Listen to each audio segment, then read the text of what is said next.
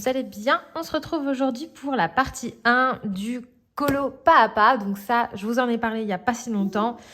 Le but de cette vidéo, c'est de vous montrer la mise en couleur de A à Z de cette image. Donc je vous ai demandé sur Instagram si vous préfériez, ouais, on va dire que c'est ça, un colo Clara ou un colo Disney. Vous aviez répondu à la majorité un Disney et ensuite je vous ai laissé le choix entre un vitro et un coloriage du grand carré à table.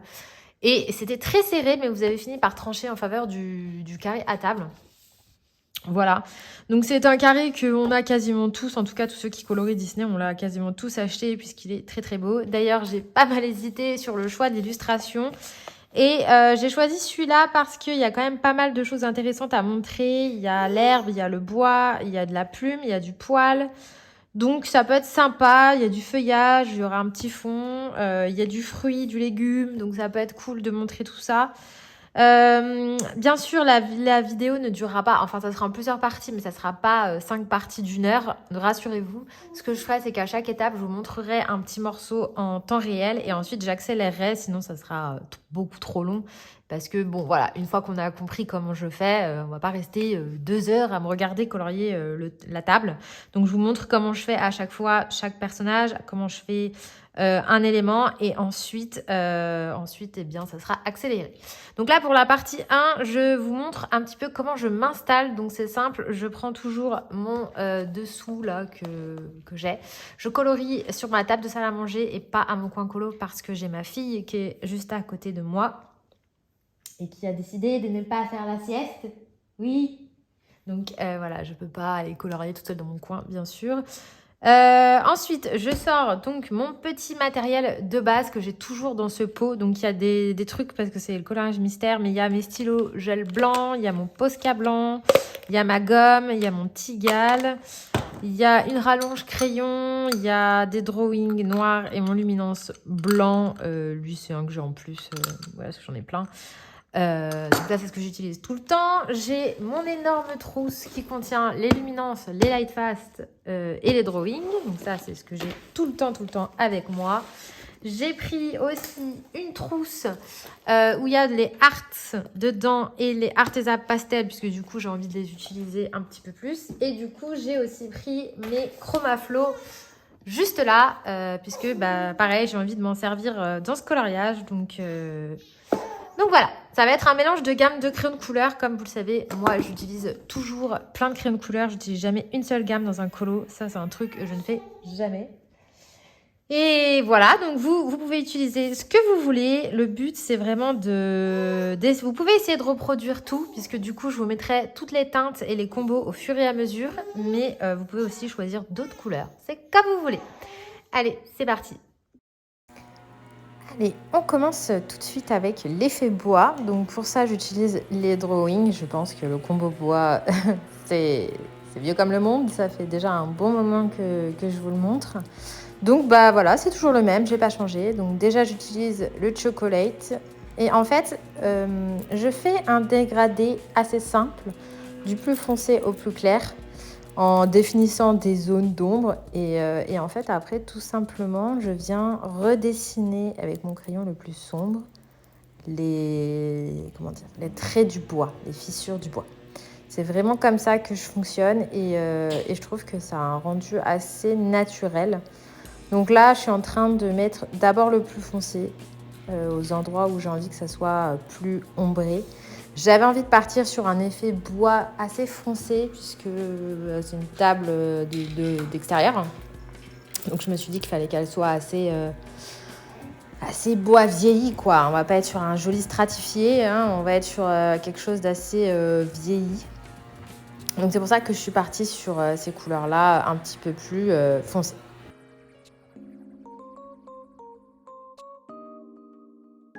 Ensuite, avec mon deuxième crayon, le Sepia Red, donc qui est un marron un petit peu plus clair, je viens reprendre le dégradé, toujours en suivant les lignes du bois. Et en fait, je vais faire ça jusqu'à temps que j'arrive au milieu. Ça correspond un petit peu avec ce que je vous ai déjà montré dans mon tuto bois. En fait, je refais exactement la même chose.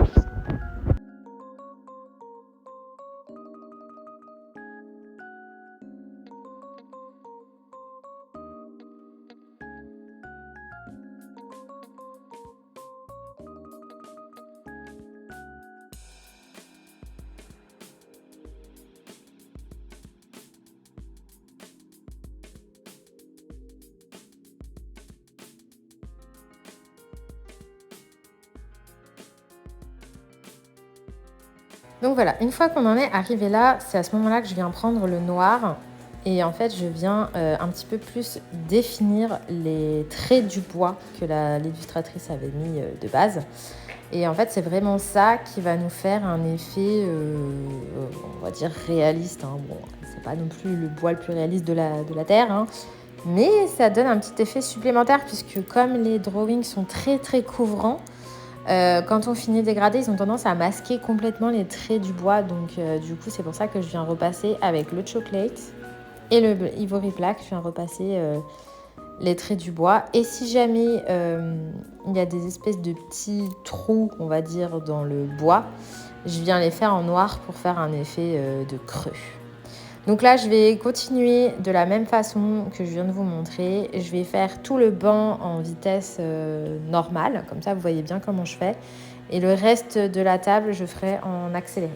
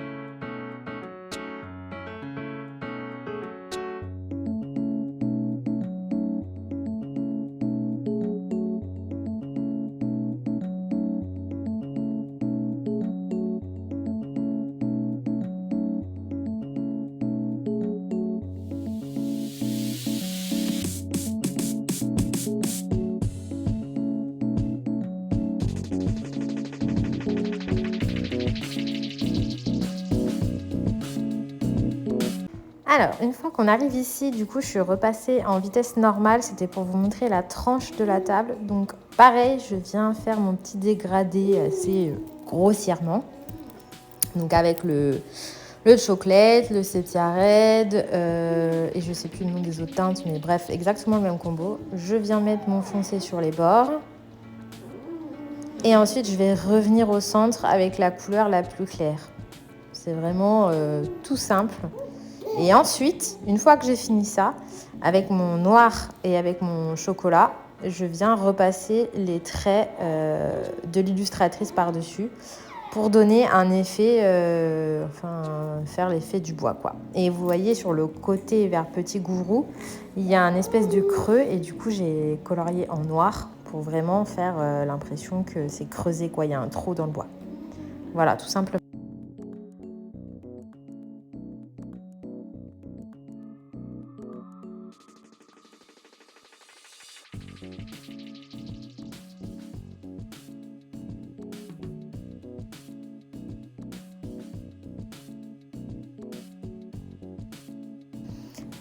Voilà, et donc là, ce que je vous disais, je viens redessiner les traits du bois pour faire une impression de réalisme, quoi.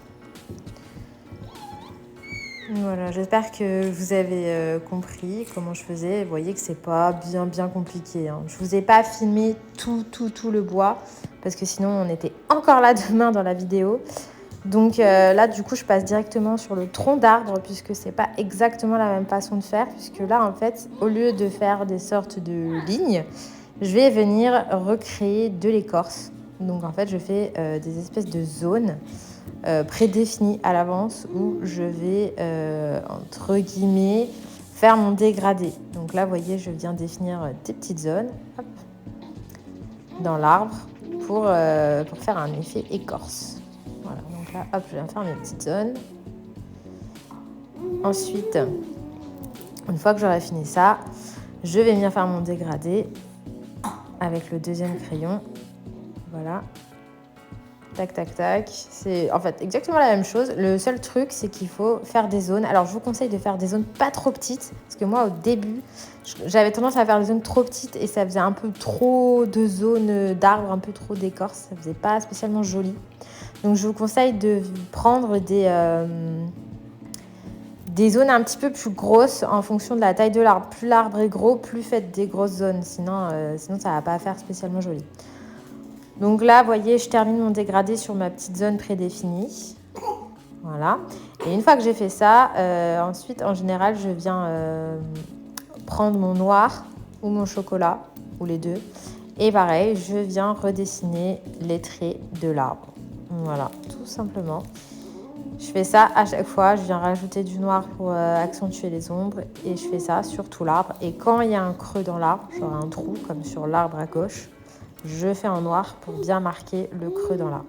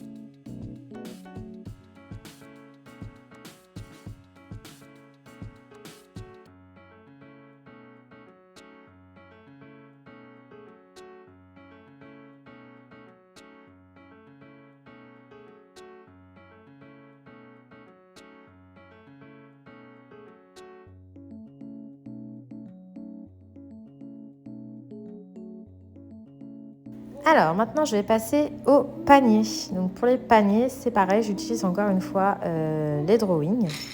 Donc n'hésitez pas à mettre pause pour bien avoir les combos. De toute façon ils seront sur le coloriage, le post Instagram du coloriage. Je mettrai en photo les combos et ils seront repris en barre d'infos. Donc n'hésitez pas à aller voir tout ça. Donc là, encore une fois, je procède aux mêmes techniques, mais avec des couleurs différentes. Je viens faire un dégradé sur ma zone.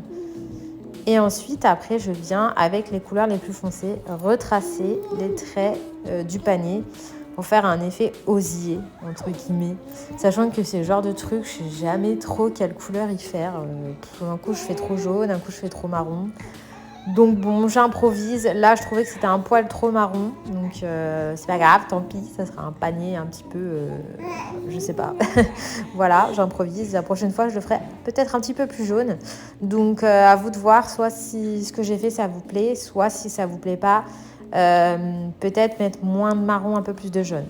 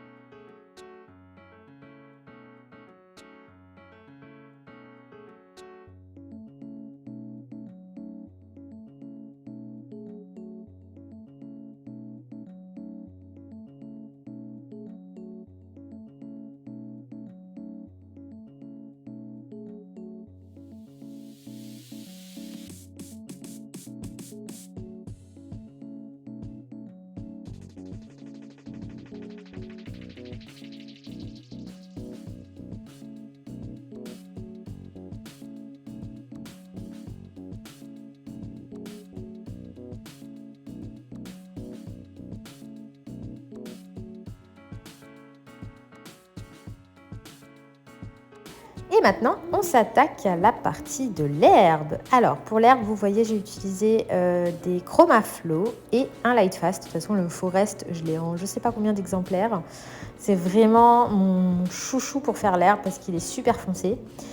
Et du coup, j'ai commencé un petit début parce que, bon, évidemment, je ne vais pas faire toute l'herbe, sinon, encore une fois, la vidéo durerait 107 ans. Mais en fait, ce que je voulais vous montrer, c'était que j'ai vraiment utilisé juste les couleurs les plus foncées pour faire le dessous de la table et le dessous du banc, pour faire un effet d'ombre. Et en fait, sur le reste de la pelouse, je vais venir utiliser les couleurs les plus claires pour faire un effet de lumière. Donc comment je fais, en fait, c'est très très simple. C'est un petit peu comme le bois finalement. Je viens définir des zones où en fait je vais commencer par le plus foncé et je vais venir faire des petits traits. Donc les petits traits, en fait, je vais les faire dans un sens vers la gauche et un vers la droite. Gauche, droite, gauche, droite, gauche, droite. Vous voyez, je fais un côté et après je fais l'autre côté pour faire comme si l'herbe, elle avait des mouvements. Et en fait, je vais venir faire ça avec toutes les couleurs que j'ai dans ma main, les unes après les autres, en revenant vers le milieu, sachant qu'au milieu, je vais laisser la couleur la plus claire que je vais repasser par-dessus tout pour venir un petit peu unifier le dégradé. Donc par exemple, si vous regardez au-dessus de ma main, j'ai déjà fait une zone. Vous voyez, j'ai mis le vert le plus clair au centre. Et en fait, après, je viens repasser par-dessus avec le vert clair, en fait, pour unifier. Et sous la table, j'ai terminé par une toute petite ligne de vert très clair juste au ras de la table pour faire un effet genre la lumière elle passe un peu sous la table quoi. Enfin je sais pas trop. Encore une fois j'improvise. Hein. Mais bon là j'étais en train de régler un truc sur mon ordinateur. Mais en fait c'est vraiment des petits traits, des petits traits, des petits traits. Toujours du plus foncé au plus clair. Et il faut qu'il y ait une zone plus claire au centre. Voilà, pour faire un petit peu de lumière. Et quand vous avez des objets posés au sol, vous faites avec le foncé autour, dessous, pour faire de l'ombre.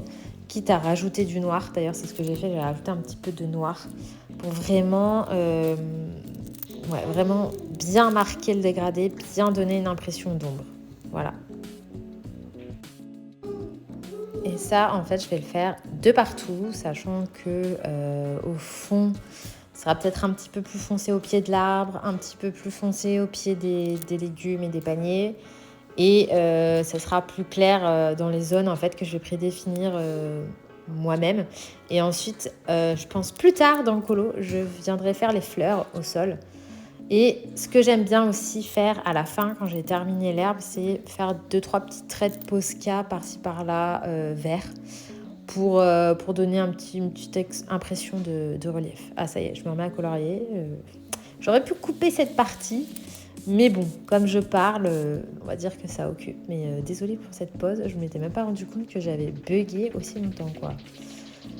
Donc voilà, les petits traits, les petits traits, les petits traits, toujours du foncé au plus clair. Et ensuite, en fait, vous allez voir, une fois que ça sera fini, je vais venir repasser vraiment de partout. Donc là, je suis en train de remplir mon trou. Et en fait, voilà, si ça me convient pas, je vais rajouter un petit peu plus de foncé, un petit peu plus de ci ou de ça. Enfin, vraiment, j'adapte comme j'ai envie. On peut vraiment superposer des couches et des couches avec les chromas flow. Donc, il n'y a pas de souci, ça va pas saturer. Là, j'avais décidé de reprendre une petite teinte un peu plus vert peps. Donc, j'ai pris le Mallard Green des Lightfast. Voilà, donc je l'ai rajouté parce que je trouve que c'était un petit peu terne tout ça. Et voilà, pareil, les Lightfast, on peut repasser, ça va se voir, il n'y a pas de souci. Donc, je viens bien mélanger parce que les chromaflow, ils sont quand même assez gras. Donc, on peut bien les fondre ensemble. Et cette couleur verte là, assez flashy, est vraiment très sympa pour la pelouse, je trouve. Elle fait hyper lumineuse.